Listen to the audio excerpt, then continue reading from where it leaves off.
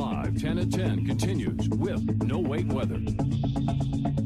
They definitely needed the tent out there today. Oh, yes. It was sunny, that sun beating down, temperatures in the 90s. It was roasting. Mike and Hutch were a little warm. Yes, they were. Yeah, you know, the heat index in parts of southeastern North Dakota reached the century mark today. When you factor when you factor in the dew point and those high temperatures in the low 90s. So it was tough to be outside. Still very warm out there tonight. Here's a look at our highs.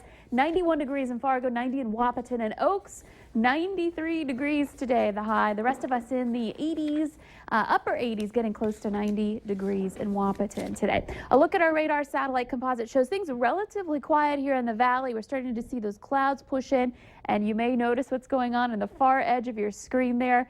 Some strong storms, severe storms pushing into parts of western North Dakota, just now approaching the Bismarck-Mandan area, stretching down into South Dakota. And this is a system that will be impacting us overnight. It's moving to the east-northeast at about 35 to 45 miles per hour, and that would put it on the edges of our viewing area in the next 3 hours or so on the western edge, and eventually start moving its way across the valley. So, of course, that means a tough night of sleeping for a lot of us tonight. If you weren't already going to have trouble, if you don't have air conditioning, it's still very warm out there tonight. We're at 81 degrees at this hour in Fargo at 11 o'clock, 79 in Grand Forks, 79 in Valley City and Jamestown, and over into Lakes area, 79's there as well. Very, very warm and muggy night out ahead of the storm that's going to be pushing in. So here's how things are going to play out tonight. 10 o'clock, we're still quiet here, but this line is going to continue pressing eastward.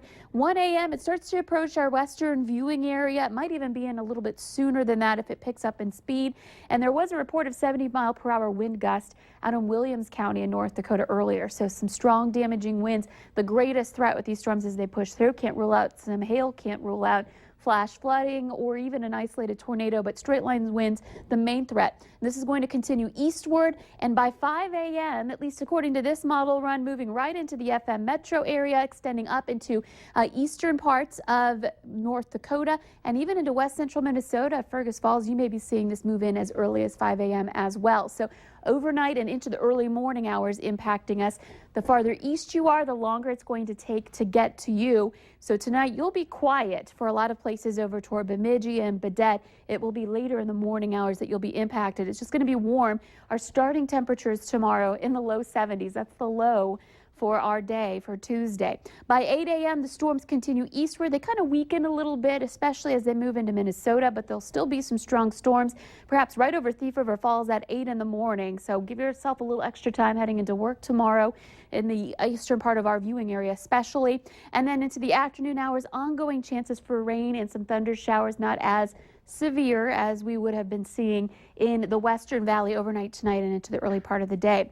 By noon, clearing out in the Fargo-Moorhead, Grand Forks area and west of there. Temperatures still in the 70s, not a lot of warming happening until we get some sunshine. Then our temperatures will be rising into the upper 70s and even into some mid 80s at times as that part of the system departs. However, we're still going to be impacted by this.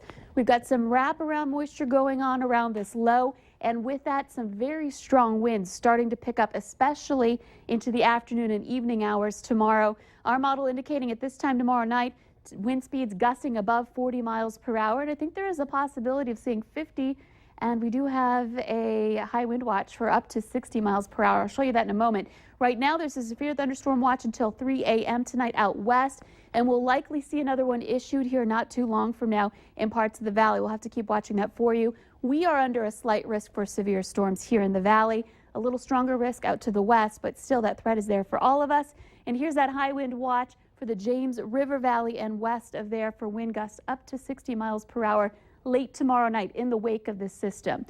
Great shot from this morning out in Breckenridge when we were riding the rails. Great shot of the VNL Storm Team car in front of the train, and we've got another great day of that ahead of us tomorrow. We'll have to deal with some strong storms in the morning, and then things quiet down for us into the afternoon. 84 degrees the high. For Wednesday, still windy, especially into the first part of the day, and we'll have a slight chance for a few sprinkles in the northern valley in the morning.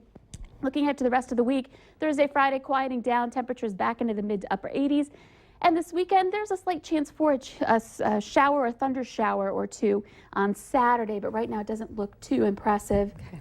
hopefully we can hold on to some dry weather for the weekend. I might be the only person who likes this heat. I was running this morning and it was just nice to be really, really warm. Right. You know, I try not to complain about the heat because we know how it can be on the flip side of things in the winter. So I try not to complain about it. -50 sometimes. Exactly. But, you know, 90s getting into the hundreds for heat index, that can be dangerous. So it can be. Take it easy. And be careful out there. Thanks, Lisa. Still ahead for us tonight, details on a popular pet food being recalled, how it could make your pet sick.